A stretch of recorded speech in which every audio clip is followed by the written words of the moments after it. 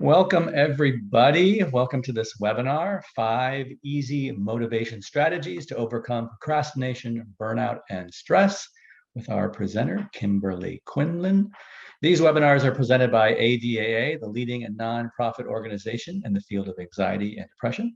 We encourage you to take advantage of the many helpful resources on our website, adaa.org. My name is Ken Goodman. I'm on the board of directors for the Anxiety and Depression Association of America, and I'm very excited to host this webinar. We can all use motivational strategies, particularly if you tend to procrastinate or are burned out. You are going to love Kimberly. She's an absolute delight and has so many practical suggestions and advice and explains it all so clearly. She is a licensed marriage family therapist and has a private practice in Southern California, specializing in anxiety, OCD, and eating disorders. She is founder of cbtschool.com, an online psychoeducation platform that provides online courses for those with obsessive compulsive disorders and body-focused repetitive disorders. She is the author of the Self-Compassion Workbook for OCD and the host of Your Anxiety Toolkit podcast, aimed at providing mindfulness-based tools for anxiety, OCD, and depression. Well, I want to turn over this presentation over to Kimberly. We'll talk about motivational strategies to overcome procrastination, burnout, and stress. Okay. So let me share this with you all. Welcome. Thank you so much for being here. This is, not specifically what I would usually speak about, but in the last few years, it has been a topic I have become quite passionate about, particularly during COVID. A lot of my patients and clients and followers on social media have said how difficult it is to be motivated. And so I wanted to do this with you all today. So let me go here. Okay, so let's just quickly look at what motivation is. It's simply having the incentive or desire to do well or succeed in some pursuit. Now, one thing, and I put this at the end, but I'm going to tell you this up front as well, because I think it is so important to remember, is most people ask me, like, how do I get motivation? I don't have it, so therefore I don't do things. And I want you to understand, number one, that motivation isn't something you have to have in this grand idea of energy flowing through your body. Often it's starting with very little baby steps, and then you get the momentum going, right? So you don't have to be absolutely excited and ready to go in order to generate motivation. It's sort of a practice and a skill. So I want to make sure I remind you of that, because it can get overwhelming and you can have a lot of additional pressure thinking like, oh, I have to have this grand feeling, and that's not the case. All right. We're here to talk about 3 specific areas. We want to talk about those of you who are procrastinating. Procrastination is often what we would call an avoidant safety behavior. So instead of doing the scary, hard thing, we kind of delay it and avoid it. We're also looking at, for those of you who are incredibly burnt out and you have things you want to do, but you just cannot seem to get yourself to do it. The third group would be those of you who have so much stress happening in your life that everything feels overwhelming. And I wanted to add a 4th piece here, even though we didn't include it in the title, and that's for treatment. So a lot of my patients have said, they've got homework to do for therapy. Maybe they have to do an exposure or face a hard thing or do something, and they just really can't gather up the motivation to get that done. So I wanted to sort of include that here as well. Now, let's first talk about what doesn't work when it comes to motivation. I literally put these slides in like 2 minutes before the presentation, because often when I ask people, like, how do you get motivated? People who are really motivated may say something like the Nike saying, which is, I just do it, right? I just do it. But for those of you who are struggling with motivation, that doesn't usually work. Just do it. We need more steps to get you there. Like I said, baby steps.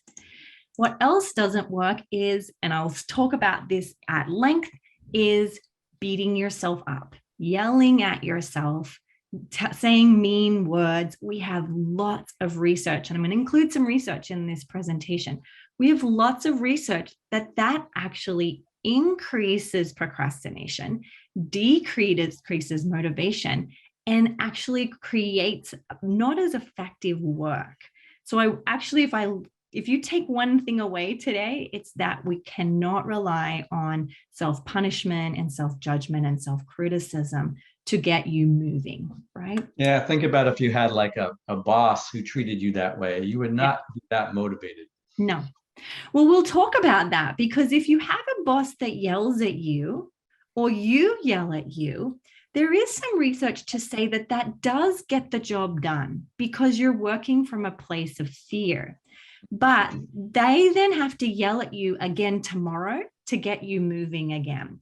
And so that behavior has to be very repetitive, and it's not very sustainable, meaning that if your boss yells at you today, but he doesn't come to work tomorrow, you probably won't want to do it, and you won't have the motivation because that's not there. And I thought that was really interesting research.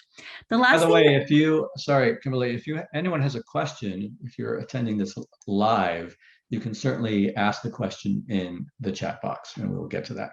By all means, I'm happy to answer as many questions as you have. The last thing that doesn't work is overwhelming yourself with too many things, right? And I really hope that today, just giving you 5 opportunities to make some small changes is not overwhelming, and that it's enough just to get you moving in the right direction. All right, so let's go.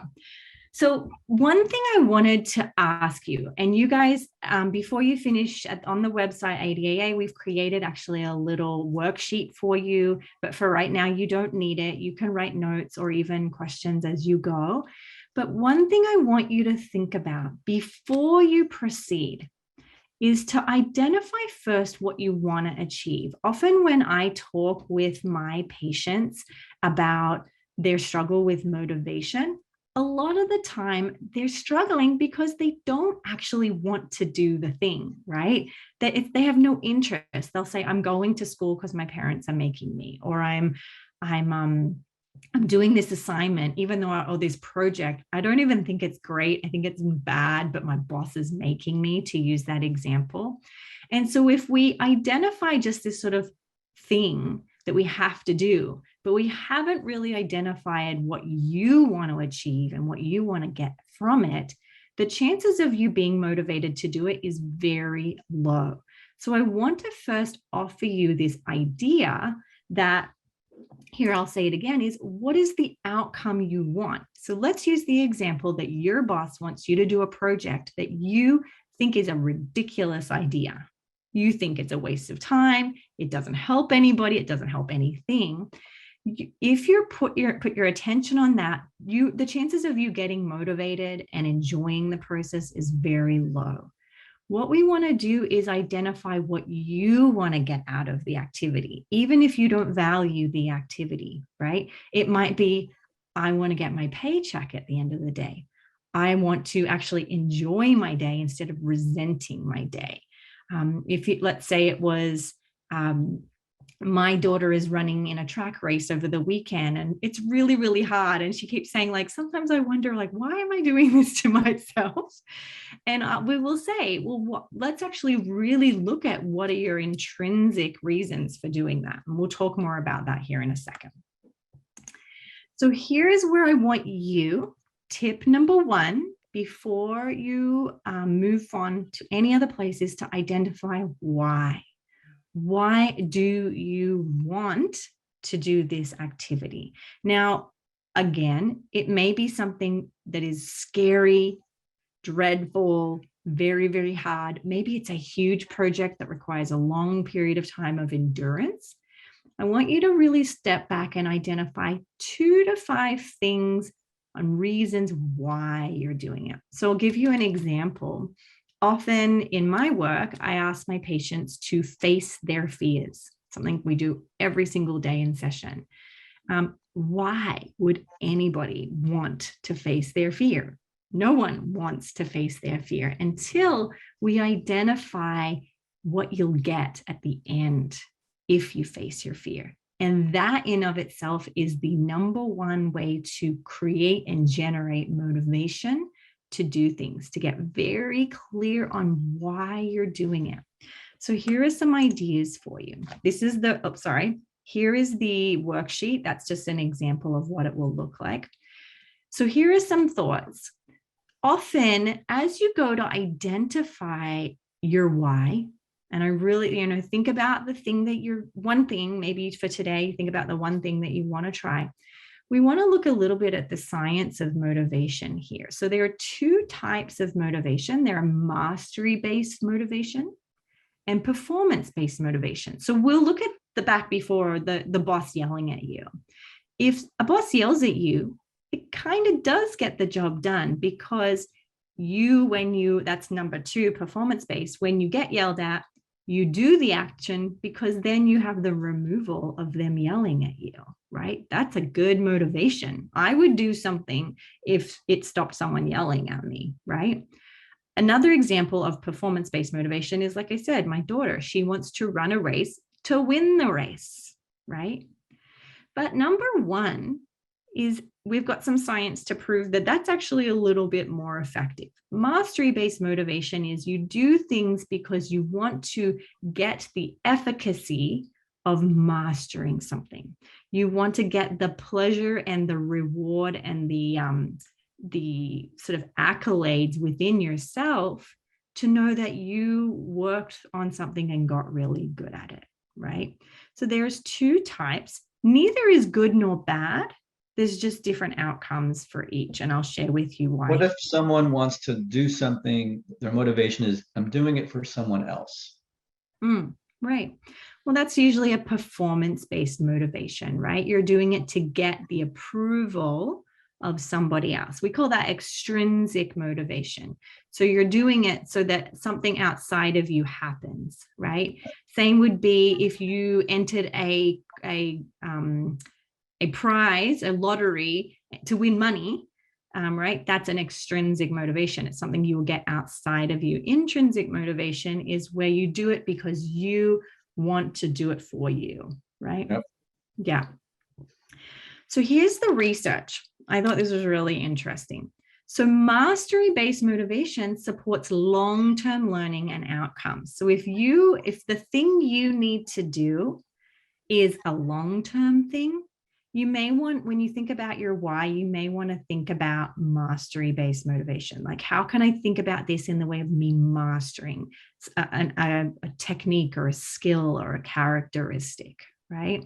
I often talk about this with my patients and clients in terms of long-term recovery for a lot of mental illness involves mastery-based motivation, mastering your thoughts, mastering your behaviors, and so forth. Performance-based motivation helps short-term learning and short-term outcomes. Again, if you want to get the job really quick, you set a goal that's performance-based and you sort of work towards that. So that just might help you be skilled in your response. But we had a question. Are mastery and performance-based motivations exclusive from one another? No, they can be, they think about an Olympic athlete. We just had the Winter Olympics. They have both. They have to have both. And they may lean on them depending on where they are in the 4-year Olympic cycle. So now all of the Olympic athletes are moving back on mastery-based motivation right now. How can I perfect this skill? How can I, get my head in the game? Once they move into the actual event, the sports psychology is very much on performance, right? Getting your head in the game. You only focus on the performance, you're having imagery with it. So you can rely and flux back and forward between them, or they can be there the whole time. If that answers your question. Mm-hmm. So here's your question, and I do this with every one of my clients. What is the long-term beneficial outcome of engaging in this activity? Meaning, if you have to do this thing and you're trying to generate motivation, what is the benefit of you doing that hard work, right? If you can keep your eye on the benefit for you, again, we'll use the example of the boss who gives you the project that you think is a waste of time. If you can keep an eye on the paycheck that you want, or the genuine feeling that I did a good job, even though I didn't really align with the project. If you can keep your eye on the benefits, that in and of itself can generate motivation for you. It keeps you feeling like, okay, I can see why I'm doing it. I can see what's the point. So that's a really great question to ask. The next question is, what's the long-term problematic outcome of not engaging in this activity, right? So what would happen if I didn't? This is really key for people who procrastinate, is in that moment to check in and go, I totally get that you don't want to do this. And you don't have to do it. I'm wanting to know, what would be the long-term goal of doing it? What would you get from it? And then we also want to write, what would happen if you didn't, right? And then that sometimes can create motivation, because often when we procrastinate, we actually create additional secondary problematic outcomes. You didn't do the assignment, therefore you got a D. And then that D means that you didn't get into the honors class that you wanted, or you had to stay back from school and miss out on being with your friends. So sometimes looking at the outcomes that would happen if you didn't engage can create some motivation for you as well. Again, we don't do any of this with judgment, right? When we write this down, we wouldn't write like, I'd be a loser, because that's not a fact. We want to look at the real factual things of what will actually happen as outcomes if we don't engage in this thing we want to do. Like, for instance, if you put things off to the last minute, you're going to have increased stress, because Yes. now you're up against a time clock. Yes. It may not turn out as well because Yes. you have less time to do it. Yeah. And I think the thing to remember here is, when I was an intern, I remember my professor saying, some people just wait till the last minute, and that's your jam. That's how you do it. But I want you to check in and decide for yourself, does it work for me? Am I really effective when I work at the last minute? Or is it actually causing me more suffering to do it that way? And then you can make some informed decisions on what's best for you, right? Yeah, I usually tell people, try and experiment and try to get it done as soon as possible and see what that's like. Yeah. Because if you never do it that way, you don't really know. 100%.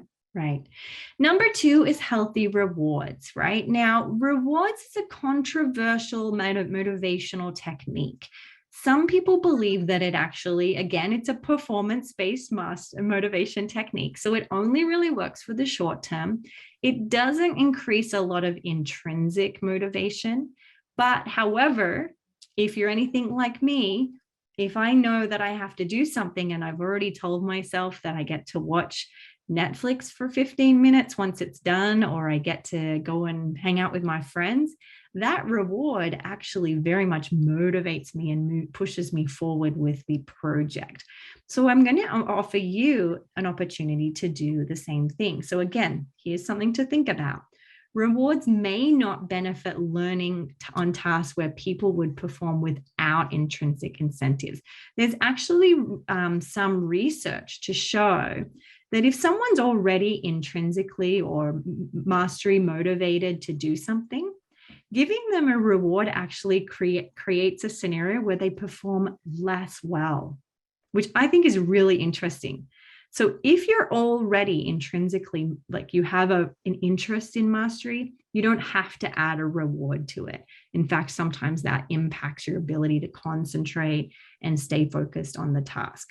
So that, I think, can help us, again, be very skilled in how we sort of set our mindset as we move into doing these kind of projects or whatever you need to do. Now, one thing I want to say here is, I'm talking about projects and races and tests and things like that. A lot of the time with my patients, we need motivations to do the most basic things, like brush your teeth, get out of bed if you're depressed, take a walk. You know, there's these funny memes on social media right now where it's this grumpy person and they're like, I'm going out to do my dumb walk for my dumb mental health. You know what I mean? Like they're doing it because they know it's helpful for them. So I want to really encourage you. It doesn't have to be a grand project that you're working on motivation with. It could be just the motivation to get up in the morning, brush your teeth, make a meal, and those sorts of things. These same skills work for those as well. All right. Number 3, manage your time. Now, during COVID, I actually created a full course on time management, not because I'm a time management guru, but it was such a huge piece. I think you may all, if you want to add into the chat, when COVID hit and we lost our routine and our schedule, it was so hard to manage times. I have clients who were really functional, go to being totally on time all the time, till they had no control over their schedule. They just lost all of the routine. What's really helpful in regards to motivation is being really clever in managing your time. Now, what I mean by that isn't that you have to be on time. It's about being realistic about how long things will take. So let's say one thing I'm struggling with is to, let's say, get some healthy exercise. If I say to myself, okay, I have to do it at 9 o'clock, from 9 o'clock to 9:30, I want to be realistic in, how long does it take to put my shoes on if I'm not feeling great? Once I get my shoes on and I go for the walk, like, is it realistic that 30 minutes is a good starter time for me? Maybe I should start with 10 minutes. Did you sort of miscalculate how long it would take to drop off the kids and everything? Will you end up losing that time? So managing your time is super important. Someone asked where they can see this time management project that you did. Any projects that we do are on cbtschool.com. So this was a course. It's like a 2.5-hour course. It's $27. I made it super cheap because I wanted, so many people were really struggling and didn't. A lot of the courses out there are very like business oriented, and this one's more directed to people with mental struggles. So it's called Time Management for Optimum Mental Health. So if you go to CBT School, you should be able to get it there, or you can go over to my Instagram. There's tons of information there as well. Here are some main tips I give from that. I mean, that course is very in-depth. It shows you how I do a lot of this work with my patients and step by step. But for right now, let's look at some main points. Number 1, schedule realistically how long this project or thing will take. That's probably the biggest mistake I see people make. Number 2 is schedule breaks and pleasure first. Most of the people I know, when they have something they want to do, they go to their schedule, they put in all the tasks they have to do, and if there happens to be leftover time, then they will schedule in self-care and pleasure and so forth. I have done enough research to do the complete opposite, which is, as you look at your schedule, always schedule breaks and pleasure first. This is probably the number 1 way to help you manage your burnout, right? And manage depression and manage overwhelm. Is pleasure and breaks need to go in first. Lunch breaks, morning breaks need to go in first. Then you work around it. And that's a key point I want to really emphasize. The third piece is take notes on how long things take before you schedule them. Again, most people will say, I'm notorious for this, is I go, okay, it's Monday. I'll schedule in 45 minutes for admin. To do administration. I have a large staff that I manage. It never takes 45 minutes. It always takes an hour and a half.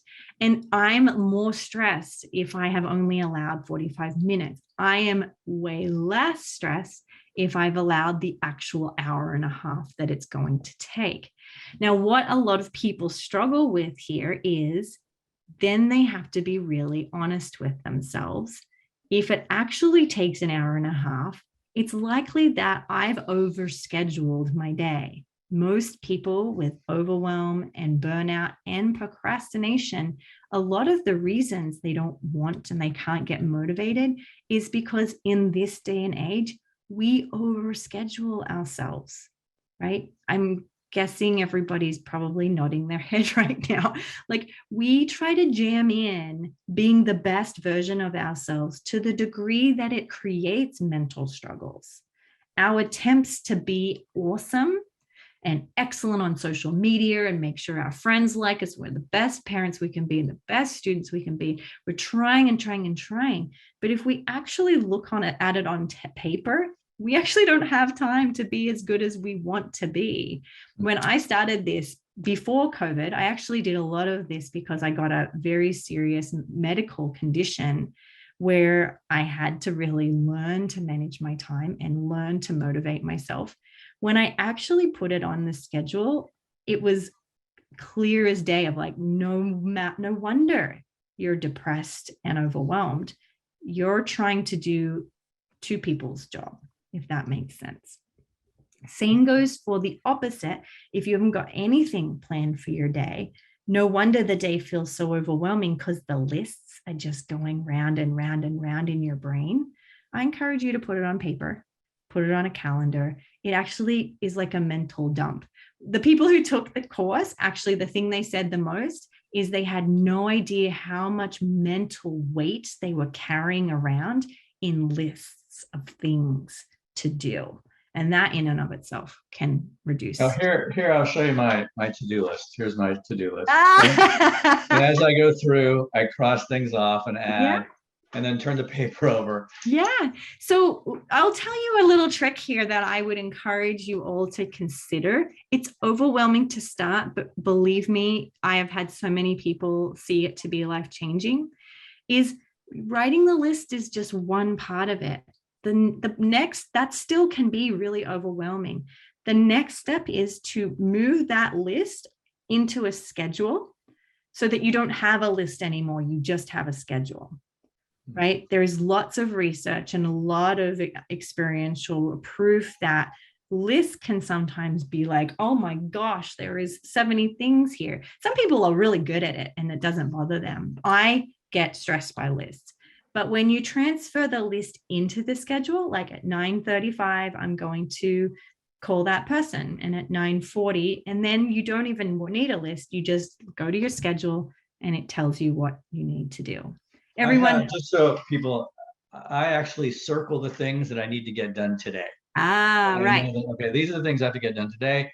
Other things, all right, if I get it done, great. If not, I'll do it tomorrow. Yeah. Someone asked me, what's your Instagram name, tag? It's Your Anxiety Toolkit.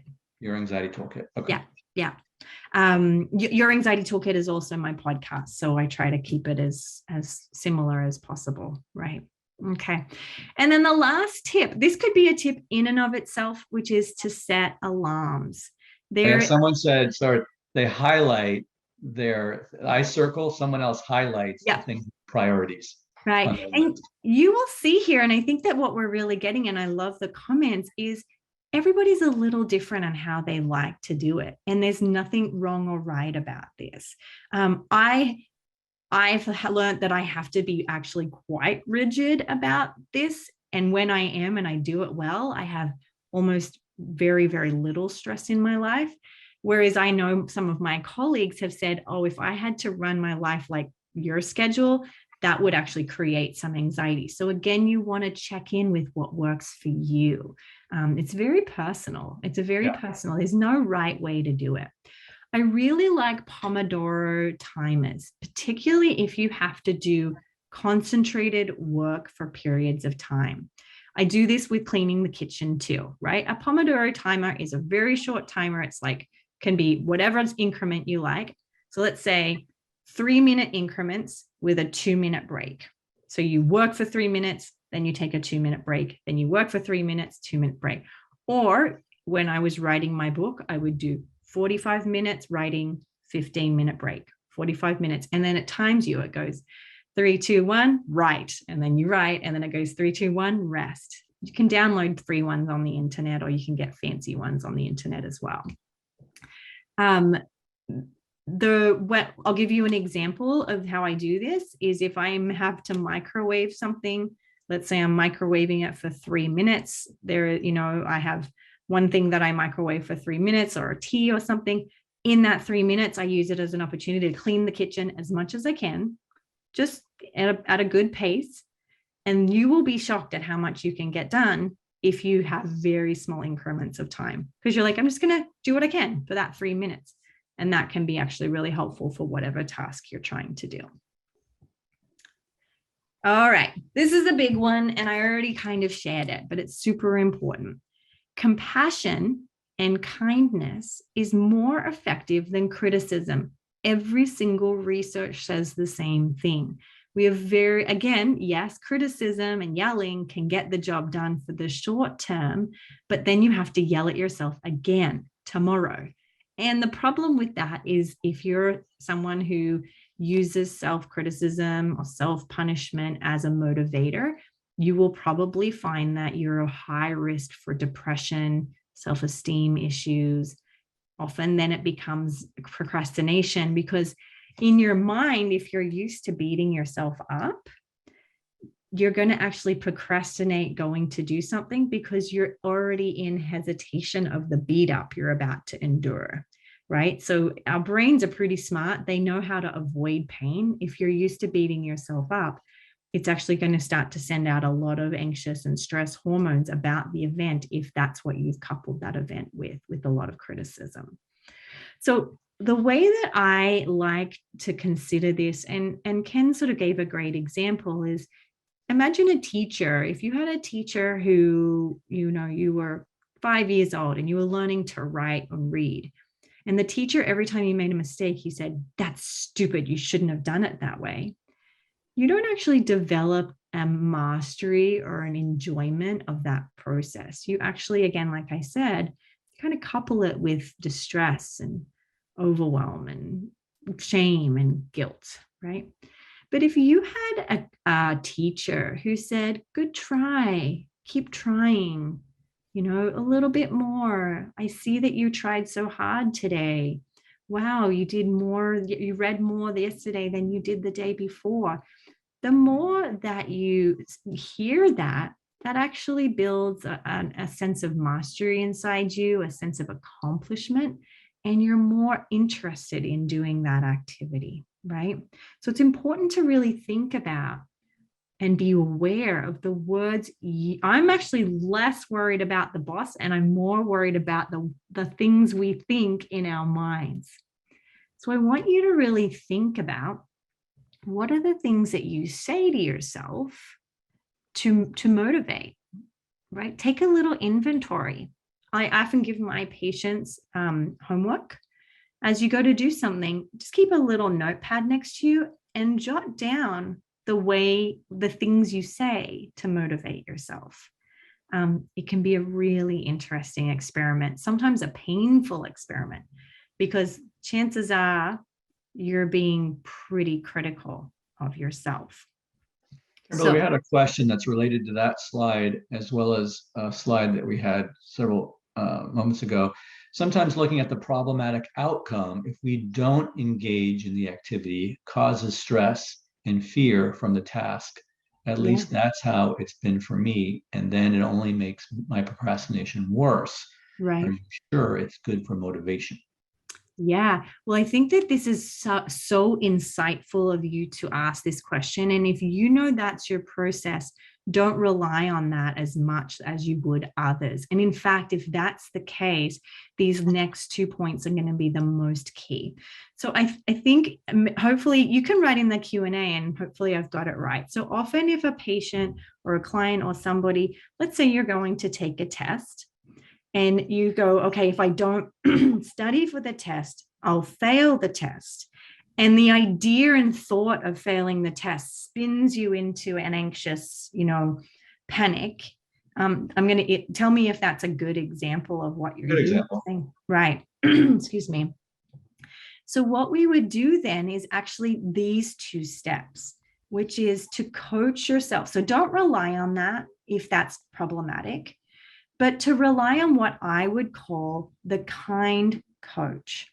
So the truth is, yes, if you focus too much on the outcome that is negative, that can actually set off a major fire alarm in your brain and set out lots of cortisol and adrenaline and anxiety and panic.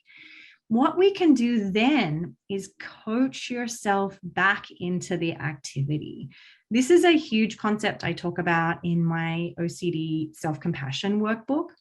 Is I want you to think about, imagine you're in a sports team and you have that coach that yells at you, right? Again, it's really good for the short term. It's still a massive problem and it doesn't give as good a result as if you had a kind coach. A kind coach still coaches you. They still push you towards the same goal, but instead of using criticism, they're encouraging. They say things like, just keep trying a little more, a little bit to the left, right? Like I have a tennis coach and he gives me feedback, but it's not critical. It's like swing back. Like you've got to do this, you've got to do that. So they're encouraging, they're giving directions. The next point is science-based, and this is new, and it blew my mind. There is research to show that as you coach yourself, if you use your first name first, it sparks a part of your brain that feels attuned and connected. So an example would be, I would say to myself, let's say I was getting ready to do this presentation. Let's say I was anxious about it and I wanted to avoid it. I would say first, Kimberly, you're going to do one slide at a time. And if you need to take a break, you can. And it's okay to be imperfect, right? So I'm a kind coach, but I start with Kimberly. And so I want you guys to practice using your first name as you go to coach yourself.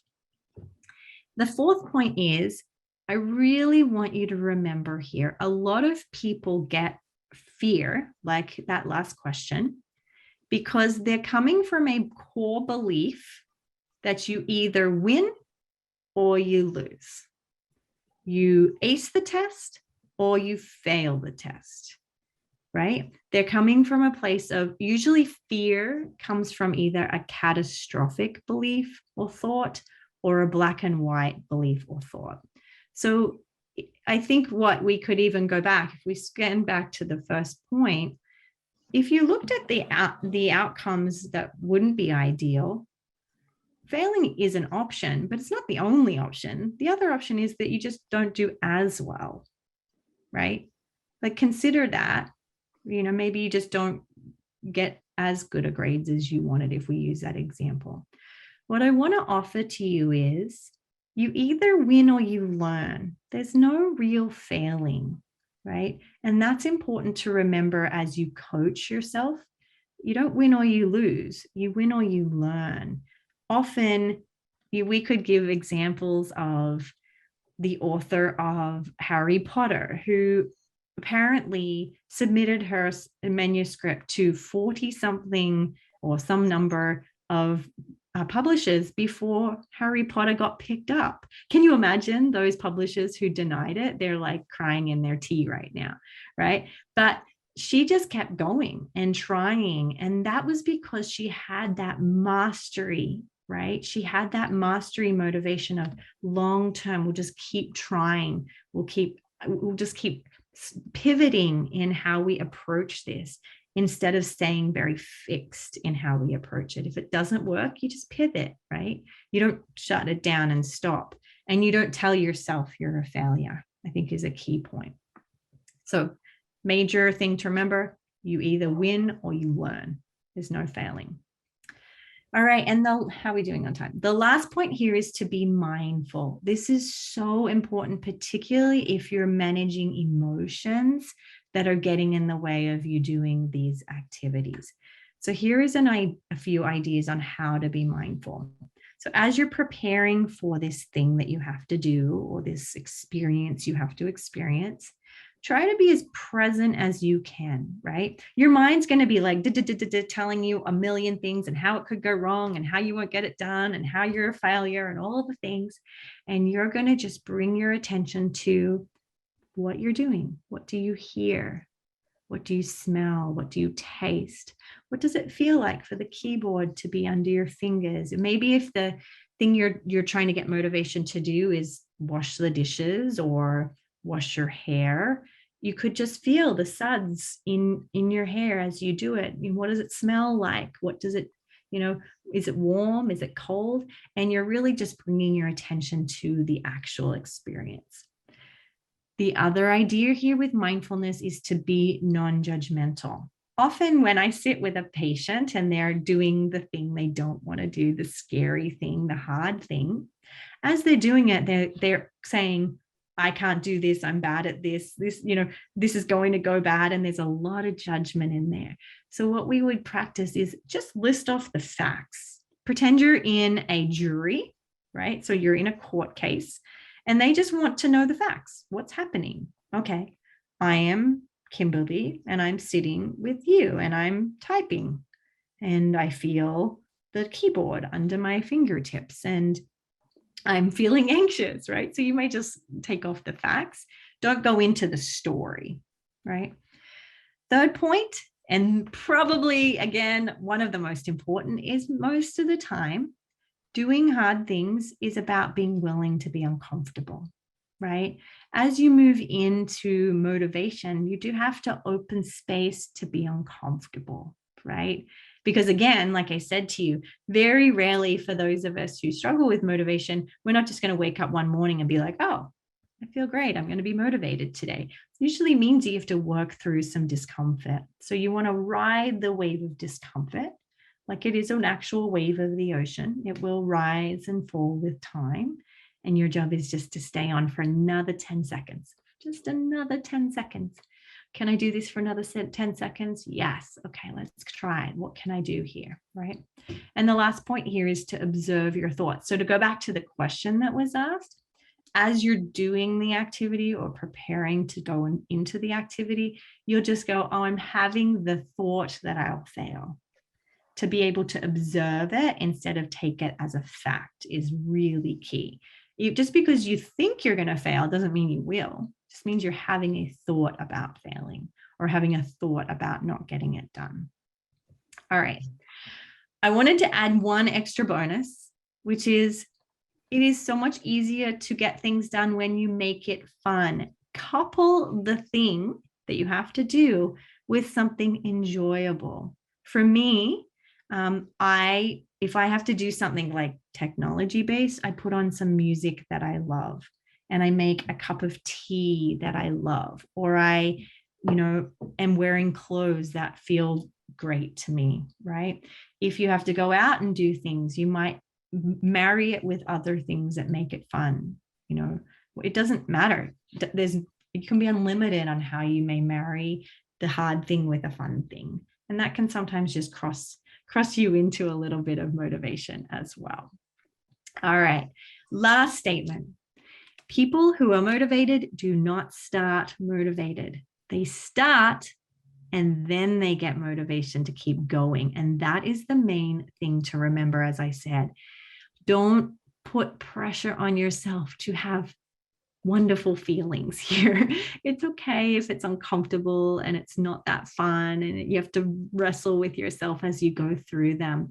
Just the getting started is often the actual thing that kind of gets that ball rolling, and then it gets bigger, and then the motivation and the momentum moves.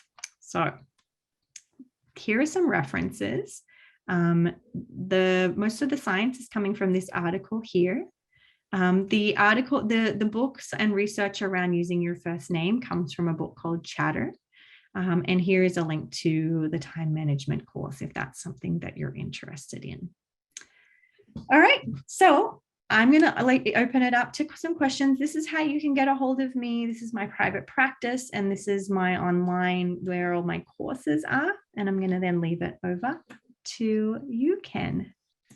Yes, I will ask you some questions that people have asked. By the way, one of the last slides you talked about, which is the motivation comes after. It's so true. Oftentimes people think that, oh, this is so overwhelming, this is so hard. And once they start doing it, they're like, oh, this isn't so bad. Like, it's okay. Right. It was much worse in their head Yeah. than them actually doing it. Yeah. Also, I have a series of hypnosis sessions, and they're all on personal growth. And one is actually on procrastination. Another one is on motivation. And so, if people are into hypnosis, they can look for that as well on my website. So let me ask you some questions that people have asked. I always have trouble with the part of getting started with the task. Mm. So I'm not sure if you have any thoughts about that. Let me see what else we got here. Well, let me answer that. So a lot of the tools we use today are very much self-focused, right? There is no shame in asking for support to get you going. Sometimes having someone there encouraging you can be really beneficial, right? Someone to remind you if you need a reminder. Getting started is always the hardest part, which is why I really wanted to emphasize really opening up your willingness to be uncomfortable. I always talk about it like base jumping. Base jumping is this like crazy sport, which I think is actually really cool and wish I could do it, where they actually just run off the edge of a cliff and jump, and then they trust that their parachute is going to open. It's apparently very exhilarating, very, very scary in my mind. But I love the idea of base jumping because it's about running and jumping, right? And being able to sort of let go and throw yourself into uncertainty and fear. And so what I encourage you to do is often it's about practicing initiating sort of that moving forward momentum. And so it is a practice, right? I often will say practice with small goals first and then move forward from there. Yeah, I remember being in Playa del Carmen, which is south of Cancun, and there was this big rock and people were going up there to jump into the water. So I went up there too, and there was a woman in front of me and she was trying to motivate herself to jump. And she was like, oh yeah, I can do it. I can do it. And then she would run to the edge and then stop and then look down like, okay. Then she would walk and try to motivate herself. You can do it. You can do it. And then run to the edge and stop and look down. Yeah. And I realized she made two mistakes. Right. One, she was looking down. Yeah. Like just looking down. That is the wrong thing to do. You just have to look straight ahead. Right. And the second, she was just thinking too much. She was just thinking and thinking. So when it became my turn, I didn't think. I just looked straight ahead and just ran. And that was it. And that takes us back to that first point, right? Is to be really clear on your why. As she was running, she was focusing on the danger instead of focusing on, why am I doing this? Because I want the exhilaration of this, right? So really put your attention on the thing you want to experience and the goal and the outcome of doing that behavior. Right. So someone asked, something that happens to me a lot with scheduling is that I put more things than I can do. How do you suggest to avoid this? Yeah. So this is a huge, great question, right? So I'll tell you a quick story. When I got really sick in 2019, and I had to learn how to manage my time because I couldn't really predict whether I would be well tomorrow or healthy tomorrow. And it was very hot and cold. And so when I put everything down on the schedule, I did realize I actually don't have the time to do the things that I've got on here. What you want to do then is, and again, we talk about this in the course, is every weekend or at the end of Friday, you look at your week and you really have an honest conversation because something has to go, right? What you're really saying is, I'm either going to live at this state of exhaustion and overwhelm, which is uncomfortable, or I'm going to have to drop my expectations and be realistic, which is also uncomfortable. And that's the main thing to remember is a lot of times people don't want to drop things out of their schedule because they really may want to do things or they don't want to disappoint people. So a lot of this is really having honest conversations with yourself. I've said this so many times, the kindest thing you can do is be realistic about your expectations on yourself. It is the kindest thing you can do for yourself. So Look at your schedule, what you don't have time. Then you can ask yourself questions like, can this be outsourced? Sometimes it can, sometimes it can't. If it can't, then you have to, again, we do not do things at the expense of your pleasure and your self-care. Then we have to look at what's reasonable in this schedule. And you can put in the comments if you have a specific example, but often it involves, it brings up all our stuff, people pleasing, perfectionism, whether you're taking longer to do things because of anxiety or depression, maybe that needs to be looked at with a counselor.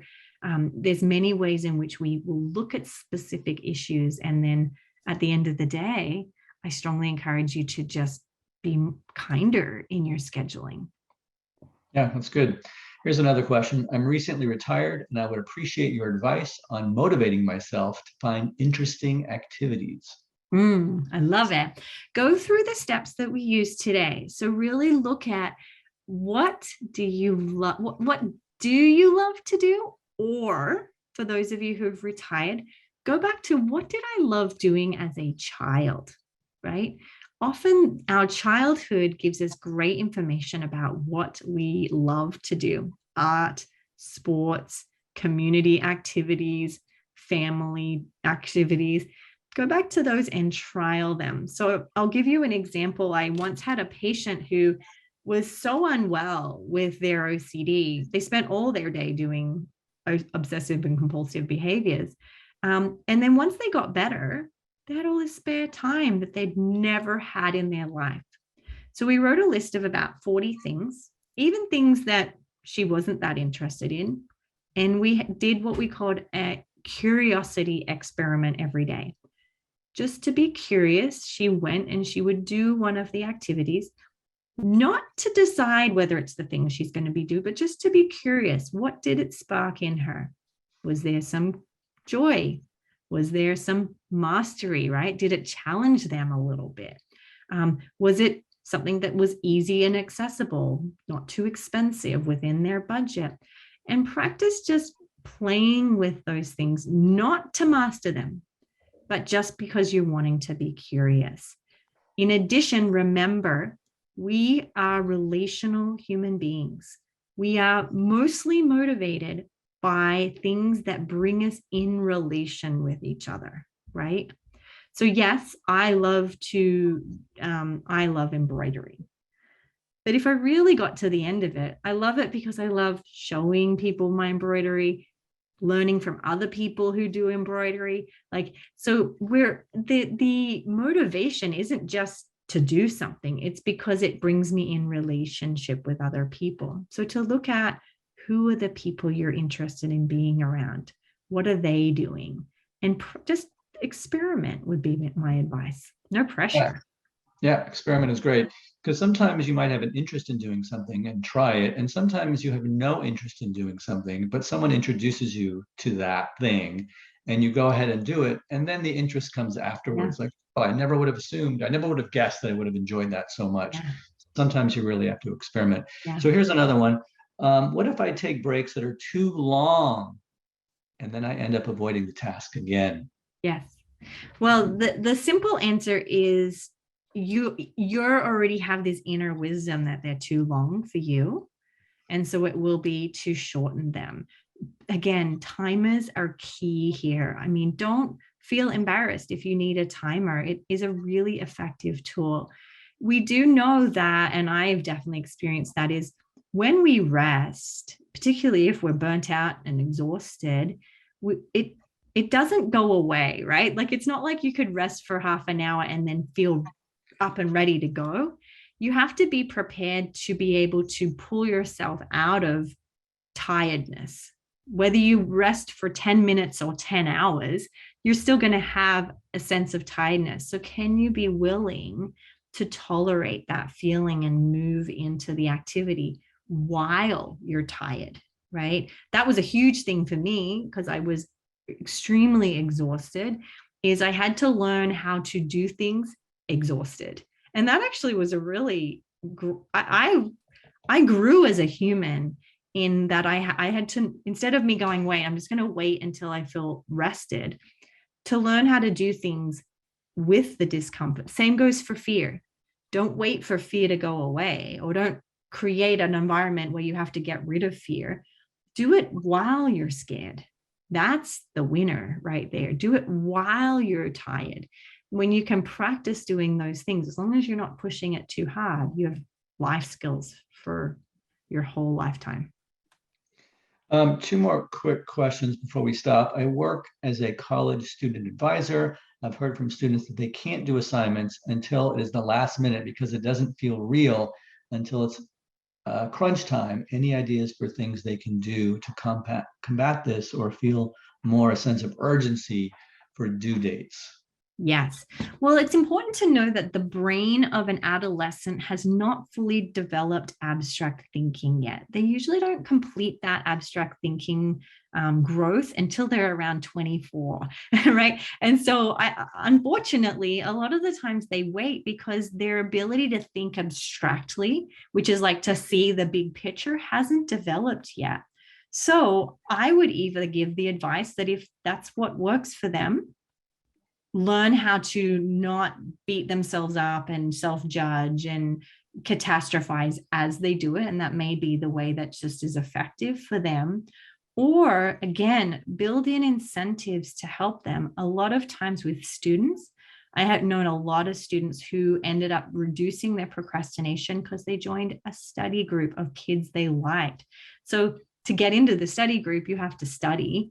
And that because they wanted to be with those kids, that was a good enough reason, then they did. So if they can make it more, again, reward based, the younger the child, the more likely the reward is a benefit.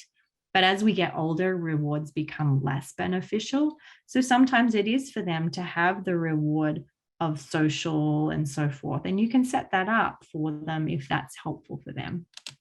Plus, they have FOMO, the fear of missing out. Yeah, right. So, right.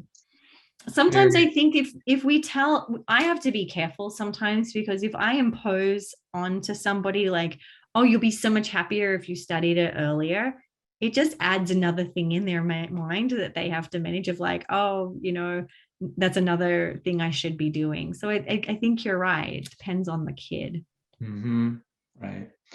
Well, let me thank Kimberly again for this. And I want to share my screen with everyone to give you a couple last slides. Can I just say one really quick thing? There was a question sure. about someone saying any tips for addressing burnout. Yeah. Really thing to remember is burnout is often not that you've got too much going on. It's that you're not getting a lot of pleasure from the thing that you're doing.